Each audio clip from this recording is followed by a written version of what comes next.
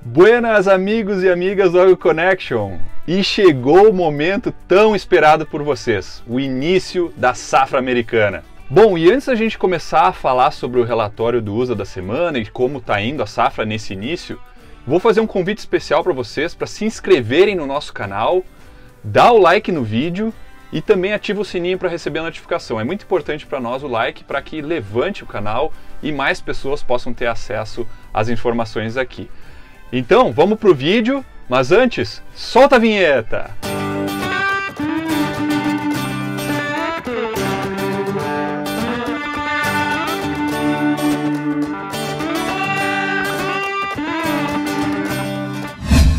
Bom, e para começar a nossa temporada dos vídeos de 2022, nada melhor do que a gente construir o nosso conhecimento de base. No ano passado a gente recebeu muitas perguntas aí dos nossos seguidores sobre como os dados do USA são gerados, né? Como que se sabe quanto está sendo plantado em Iowa, quanto está sendo colhido em Wisconsin e por aí vai. Bom, hoje nós vamos ter então uma participação especial daquele que faz a confecção dos gráficos e imagens aqui para o AgroConnection, e ele é o Leonardo Bastos, vai nos trazer aí como que se geram esses dados. Léo, vai contigo. E aí pessoal, tudo certo? Eu sou Leonardo Bastos e meu papel no time do AgroConnection é o de coletar os dados liberados pelo USDA e transformar esses dados de um formato de tabela para um formato gráfico, que são os mapas que vocês encontram nos nossos vídeos. Na safra passada, nós recebemos muitas perguntas sobre como os dados por trás desses mapas são gerados. Então hoje vamos falar um pouquinho sobre isso. Os dados de progresso e condição dos cultivos liberados pelo USDA são baseados em um questionário respondido semanalmente entre abril e novembro. Esse questionário é respondido por aproximadamente 3.600 pessoas em todo o país. Essas pessoas trabalham diretamente com produtores e fazem avaliações visuais das lavouras para responder ao questionário. A maior parte dos questionários são respondidos na segunda-feira pela manhã. O USDA, então, checa e sumariza essas respostas e publica os resultados online toda segunda-feira ao final do dia. Um ponto muito importante na metodologia do USDA é que as respostas ao questionário são sempre subjetivas e métodos mais objetivos, como o uso de imagem de satélite ou modelos agronômicos, ainda não são utilizados pela agência. Agora que a gente sabe como esses dados são gerados, vamos conferir o relatório dessa semana. Alexandre, conta aí para nós. Fantástico, Léo! Bom, então vamos agora com as informações propriamente do relatório que foi divulgado aí na última segunda-feira, dia 25 de abril de 2022. Bom, como vocês imaginam, nessa época do ano o plantio ainda é muito tímido aqui nos Estados Unidos, apesar de já ter iniciado, a gente vê algumas máquinas no campo. Então o USDA divulgou aí que o milho, aproximadamente nos Estados Unidos, aí, contando a região do Corn Belt e mais alguns estados, nós estamos com cerca de 7% do milho plantado para essa época do ano, o que é um atraso, é um pouco atrasado se a gente comparar com a média dos últimos 5 anos e também no ano passado, quando nós reportávamos nessa mesma época cerca de 16% do milho plantado. Já para milho emergido nós temos apenas 2%, definitivamente um começo bem tímido. Já para a soja, então, né, a gente sabe que a soja aqui nos Estados Unidos é plantada um pouco depois do milho, né, a janela é um pouquinho mais atrasada com relação ao milho. Nós temos apenas 3% da área plantada nesse ano de 2022, o que é mais ou menos a média aí, dos últimos 5 anos, mas também um pouco atrasado com relação ao ano passado. Não temos nenhum dado de emergência de soja neste momento no relatório. Com relação aos preços, né, nós estamos vendo aí preços excelentes das commodities e soja e milho não ficam atrás. O milho aí batendo em torno de $8 por bushel na Bolsa de Chicago e a soja passando dos $17 por bushel. Então preços muito atrativos para os produtores que querem plantar essas duas commodities. Bom, e agora falando um pouco do clima, de como tem sido aqui na região do Cinturão do Milho, né, principal produtora de soja e milho, esse mapa que nós vamos mostrar aqui na tela, o azul no mapa então significa chuvas de até 15 milímetros, o verde são chuvas de até 50 milímetros e o amarelo de chuvas até 75 milímetros. Como vocês podem observar então na tela, a gente tem visto que estados como Nebraska, Kansas, norte de Wisconsin, esses estados eles não têm recebido muita chuva, pelo menos nessa última semana, né? Já Iowa, Missouri e partes de Illinois e Indiana, nós temos tido boas chuvas que vêm a ajudar aí a construir uma umidade de perfil no solo. Mas o que realmente chama atenção nesse mapa, pessoal, lembram que no ano passado a gente falava seca nas Dakotas? Bom, esse ano as Dakotas parecem estar construindo umidade de solo, né? Umidade de perfil. E a gente pode ver aí a cor amarela, que significa chuvas de até 75 milímetros na Dakota do Norte, que muita dessa precipitação é a neve, tá, pessoal? Muita neve na Dakota do Norte. Tenho visto muitas fotos de produtores lá na região, de conhecidos, reportando um recorde de neve nas últimas semanas. Já para o que a gente espera aí na semana que vem, né, iniciando a partir do final de semana aqui, né, são mais chuvas na região do cinturão do milho. Esse próximo mapa aqui que a gente mostra, vocês vão ver que o cinturão do milho é onde vai chover mais no país inteiro. Então, falando das cores no mapa, para situar vocês, nós temos a cor azul, que significam chuvas de 25 a 30 milímetros, o roxo de 30 a 50 e o vermelho indo para o laranja, chuvas que podem chegar até 100 milímetros. Então a gente espera boas chuvas para todo o cinturão, o que deve amenizar as regiões que estão secas e também desfavorecer as regiões que vêm já recebendo chuva, né? Podendo então atrasar ainda mais esse plantio que, como eu falei no início do vídeo, está atrasado com relação ao ano passado e um pouco com relação à média dos últimos 5 anos. Bom, e pessoal, eu falo aqui de chuvas, né, e vocês devem estar se perguntando, tá, Alexandre, mas como é que está a situação do solo atual, né? Tá seco, tá úmido, e como vocês podem imaginar, é muito variado, né, essa situação aqui no cinturão do milho, né, as Dakotas, a parte oeste do cinturão do milho, a parte leste. Então a gente traz esse mapa que na verdade traz o monitoramento da seca em abril, final de abril de 2021 e como está agora, final de abril de 2022. E a gente vê uma diferença bem interessante, principalmente na Dakota do Norte e do Sul, né, onde no ano passado estava numa situação de extrema seca. Esse ano está mais amenizado, né, tem recebido boas neves, mas a preocupação maior para esse ano, que no ano passado não era tanto, vai para Nebraska e Kansas. Os dois estados aí com precipitações, não tem recebido muita precipitação, principalmente as regiões centrais e oeste. Iowa tem um pouquinho, mas nada que preocupe, então esse ano parece largar melhor, pelo menos em geral, no cinturão do milho com relação à umidade do solo. Bom, agora vamos falar das regiões específicas, né? Eu vou começar pela Fernanda. Conta aí para nós, Fernanda, como que está a situação na região dos Grandes Lagos e diz para nós também a tua perspectiva, quais são as principais práticas que estão acontecendo aí na região. Sentiram nossa falta? Nós da equipe AgroConnection sentimos e estamos muito animados com a retomada dos vídeos semanais aqui no nosso canal. Para você que é novo aqui no canal, eu falo do leste de Nebraska, onde atualmente foco o meu doutorado. Mas nos vídeos semanais eu cobrirei a região dos Grandes Lagos, mais especificamente os estados de Minnesota, Michigan e Wisconsin. E atendendo a pedidos aqui de muitos dos nossos seguidores, a ideia esse ano não é focar tanto nos números específicos de cada região, mas sim trazer um panorama geral e também mais informações práticas de manejo que são comuns aqui da região onde eu reporto. Bom pessoal, o plantio tanto da soja quanto do milho está atrasado na região dos Grandes Lagos.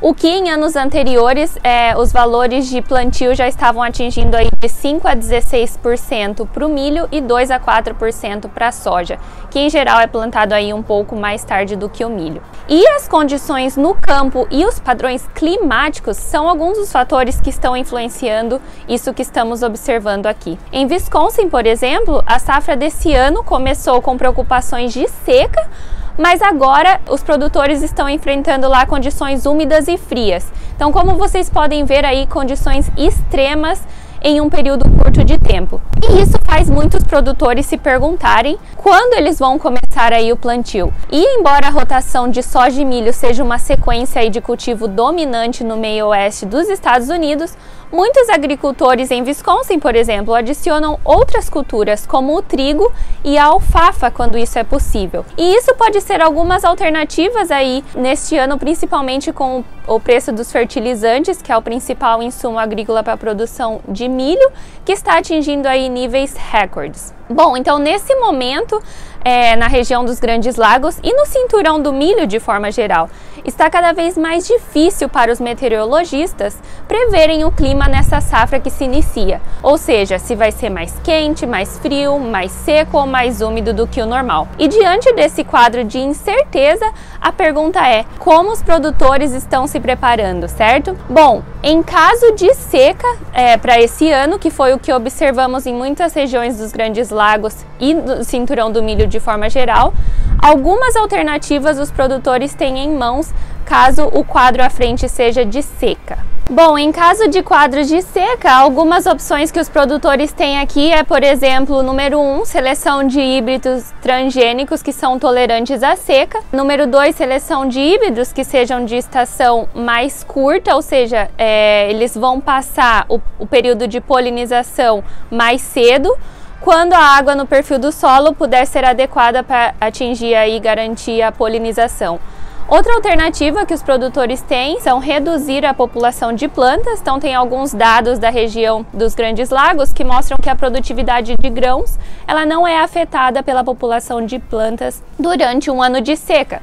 E aí, ao diminuir a população de plantas, o produtor obtém algum retorno sobre o investimento, reduzindo o custo de semente. Outra opção aí é a rotação de culturas. O rendimento de grãos de milho em rotação durante anos de seca pode aumentar aí de 25% a 30% comparado ao cultivo contínuo de milho. Outra opção também é o uso de plantio direto. Nós sabemos aí que os resíduos na superfície do solo atuam como uma cobertura morta e camada que limita aí a evaporação da superfície do solo. Outra questão, em caso de seca, é importante os produtores terem um controle mais rigoroso de ervas daninhas, porque elas vão competir aí com a cultura por recursos hídricos, como a água. E uma outra opção também é o cuidado redobrado com a aplicação de nitrogênio em excesso. Como sabemos, o nitrogênio aí aumenta a área foliar do milho, por exemplo, aumentando assim a quantidade potencial de água na superfície e requer aí mais água durante o ciclo da cultura. Então essas são algumas alternativas que os produtores aqui da região dos Grandes Lagos têm, caso a safra desse ano seja seca. Bom, pessoal, mas também vale lembrar que como vimos aí na safra do ano passado aqui na região dos Grandes Lagos, algumas decisões de manejo dependem muito aí do tempo dos eventos de precipitação, ou seja, quando e em que ponto da safra eles acontecem. E só para dar um exemplo, por exemplo, na safra de 2005 e 2012 aqui no cinturão do milho, as condições climáticas estavam secas até meados de junho, mas chuvas adequadas ocorreram em meados de julho e os solos com maior teor de água aí permitiram que a planta escapasse dos efeitos de seca durante a polinização.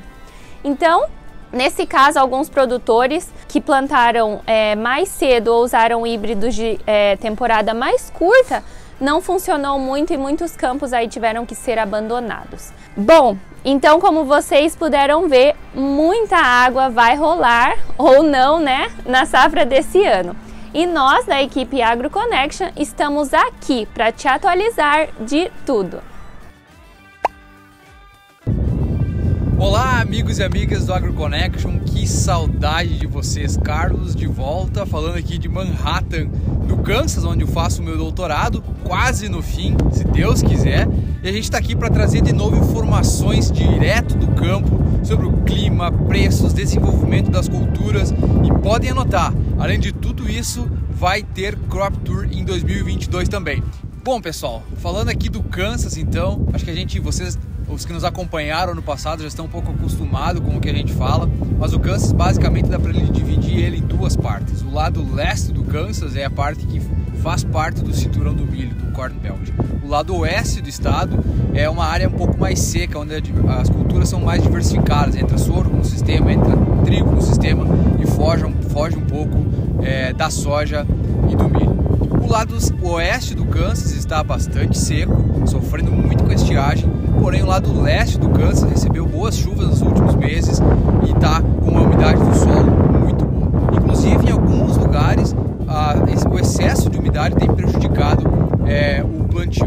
As próximas semanas por aqui, e agora falando já mais também dos outros estados, e eu vou estar falando um pouco aqui mais do leste do Corn Belt, Illinois, Indiana e Ohio, já que o Lucas está plantando aveia lá em Illinois, não vai poder se fazer pra gente nesse vídeo. Aqueles estados mais do leste, eles estão atrasados no plantio justamente pelo excesso de chuvas e excesso de água no solo, fazendo com que eles não consigam entrar na lavoura para iniciar o plantio.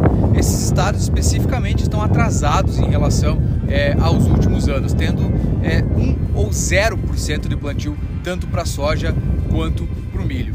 Por outro lado, os estados aqui mais do lado oeste do cinturão do milho, Kansas, Iowa e Missouri, como eu já comentei do Kansas, a condição de umidade não está tão ruim, então o Kansas está avançado em relação aos últimos anos, não está tão ruim para o Kansas em relação à data de plantio. O Missouri e Iowa, situações muito similares com o que a gente tem visto mais no leste do Corn Belt, com porcentagens aí variando entre 0, 1, 2, 3%, não mais do que isso. Para as próximas semanas, o que se espera são chuvas hoje, inclusive tinha uma expectativa de chuva aqui mais na parte leste do Kansas, onde eu estou. Estados como Missouri e também um pedaço de Illinois devem receber chuvas consideráveis de até 50 milímetros nos próximos 5 dias, e Kansas, Iowa e Indiana devem ficar aí entre 5 e 15, talvez 20 milímetros nesses próximos dias. Esses estados que vêm sofrendo com umidade, isso vai continuar prejudicando um pouco o plantio, porém estados que estavam um pouco mais seco, isso tende a ajudar a melhorar a umidade do solo para conseguir seguir com o plantio. É isso por hoje, esse é o nosso primeiro vídeo e eu espero que vocês continuem nos acompanhando. E Alexandre, volto com você. Excelente, Carlos, e pelo visto aí no Kansas tá meio parecido com aqui em Nebraska, né? O vento não para, daria até para fazer um campeonato mundial de pipa, né? Mas enfim, aqui em Nebraska realmente o vento tem sido um problema, né? Se vocês acompanharem as nossas redes sociais, a gente tem postado uns vídeos que até mesmo as aplicações de herbicidas a gente tem usado, né, o que a gente chama de hooded sprayer, né, com uma proteção ali para evitar deriva ou diminuir pelo menos, né, esse efeito. Então o vento tem atrapalhado bastante. E o vento, pessoal, aqui 40 km por hora, 50 km por hora, só que é todo dia, entendeu? Não é uma coisa que é um dia ou outro, tem sido muito constante. E isso é um perigo, porque a baixa umidade relativa do ar, que a gente vê aqui na região central oeste de Nebraska, ocasiona o risco muito alto para incêndios silvestres, vamos dizer assim, que é aquele que não tem a intenção de acontecer, né? Que pode acontecer por alguma faísca, ou às vezes até mesmo por algum raio que começa esse fogo. E com esse vento se espalha muito facilmente, né, aqui pela região. Um outro fator muito curioso da região onde eu estou, aqui mais no centro-oeste de Nebraska, é a questão de produtores irrigando antes de plantar. E conversando com pessoas aqui, fazendeiros, essa situação não era vista desde 1996. Então, eu vou colocar aqui umas imagens enquanto eu falo dos pivôs centrais sendo acionados, né, irrigando antes do plantio para construir essa umidade de solo para poder então efetuar a semeadura.